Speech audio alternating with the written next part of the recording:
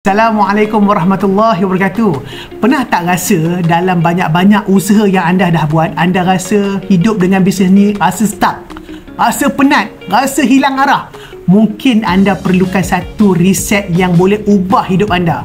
Satu sesi yang penuh inspirasi yang boleh bantu kita nampak hala tuju yang sebenar. Jom kita pergi ke Success Academy 2025. Forum mega bersama ikon hebat negara. Siapa dia? Datuk Dr. Falah Kamsah, Prof. Dr. Muhaya dan Puan Hamidah Jusof. Bila tu?